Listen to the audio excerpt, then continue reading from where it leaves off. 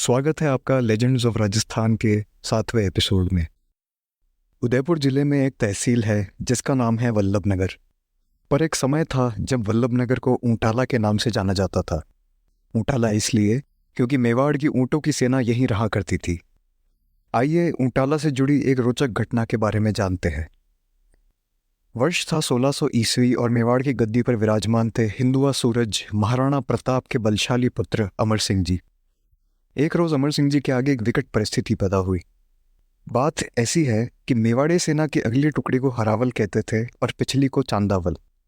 दुश्मन सेना से सबसे पहले हरावल ही भिड़ता था और इसमें शामिल होना वीरों के लिए बड़ी ही सम्मान की बात हुआ करती थी। मेवाड़ी सेना के हरावल की कमान हमेशा से चुंडावतों के पास ही रही है। चुंडावत मेवाड़ के भीष्म पितामह कहे जाने वाले रावत चुंडा के वंशज हैं। अब आप सोच रहे होंगे कि भाई ये सब तो ठीक है, पर उस परेशानी का क्या जिससे महाराणा अमर सिंह जी ग्रस्त थे। दरअसल महाराणा प्रताप के भाई शक्ति सिंह जी के वंशज शक्तावतों ने अमर सिंह जी से एक अनूठी गुहार लगाई कि महाराणा साहब, हम किसी से कम नहीं हैं, तो हमें क्यों ना हरावल में रहने का जिम्मा सौंपा जाए। चुंडावतों ने इसका जमकर विरोध किया। काफ़ी सोच विचार करने के बाद अमर सिंह जी ने सोचा क्यों ना एक ही तीर से दो निशाने लगाए जाए। उन्होंने कहा कि जो भी ऊंटाला के दुर्ग में पहले प्रवेश करेगा उसे मैं हरावल में रहने का सौभाग्य दूंगा। इस बात पर दोनों चुंडावत और शक्तावत भी राजी हो गए। युद्ध में शौर्य दिखाने का मौका हो और मेवाड़ी वीर पीछे हटे, कदापि नहीं। पर यह आसान नहीं होने वाला था क्योंकि ऊंटाला का किला उस समय मुगलों के अधीन था।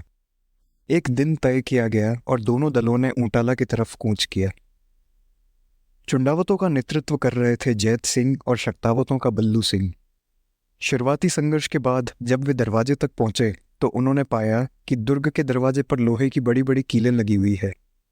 यह इसलिए ताकि हाथी उसे तोड़ने की कोशिश ना करे। युद्ध के कोलाहल के बीच जब बल्लू जी शक्तावत ने चुंडावतों की तरफ देखा तो उन्होंने पाया कि वे सीढ़ियां लगाकर किले पर चढ़ने की कोशिश कर रहे हैं। इस अफरा तफरी में उनको अंदर पहले पहुंचने का एक ही रास्ता दिखा। उन्होंने बिना एक और क्षण बर्बाद किए खुद को दरवाजे की कीलों के आगे खड़ा कर दिया। उन्हें पता था कि मृत्यु निश्चित है, पर अगर उनकी इस आहुति से उनके वंशजों को हरावल में रहने का मौका मिले तो इससे बड़ी बात उनके लिए और कुछ नहीं हो सकती थी। उन्होंने तुरंत महावत को आदेश दिया कि हाथी को वापस दरवाजे की तरफ लाए। महावत धर्म संकट में, वो समझ चुका था कि बल्लू जी क्या करने जा रहे हैं। जब बल्लू जी ने यह देखा तो वे महावत की मनोस्थिति समझ गए। वे फिर चिल्लाए और महावत को चुंडावतों की तरफ देखने को कहा जो किले की दीवारों पर चढ़ाई कर रहे थे। चुंडावतों को देख महावत का बचा कुचा संकोच खत्म हो गया। बल्लू जी के कीलों के आगे खड़ा होने से हाथी भयमुक्त हुआ और उसने उनके शरीर के जरिए दरवाजे को तोड़ना शुरू किया।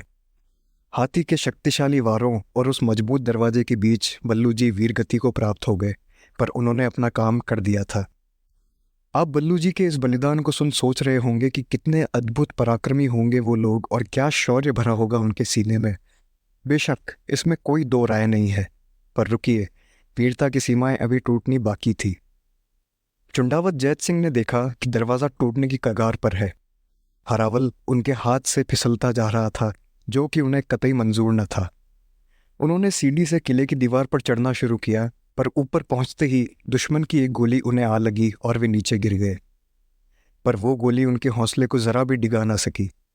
उनका लक्ष्य अटल था। जैत सिंह ने तुरंत बाकी चुंडावतों को आदेश दिया कि उनकी गर्दन काट कर शीश अंदर फेंक दे।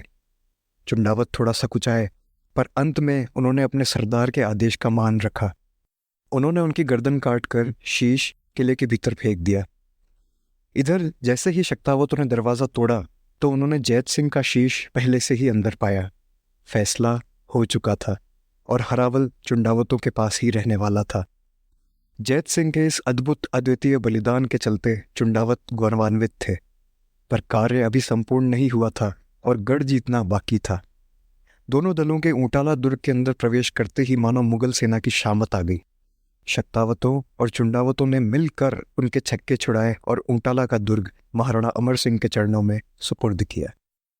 इस एपिसोड में बस इतना ही। अगले एपिसोड में फिर मुलाकात होगी। धन्यवाद।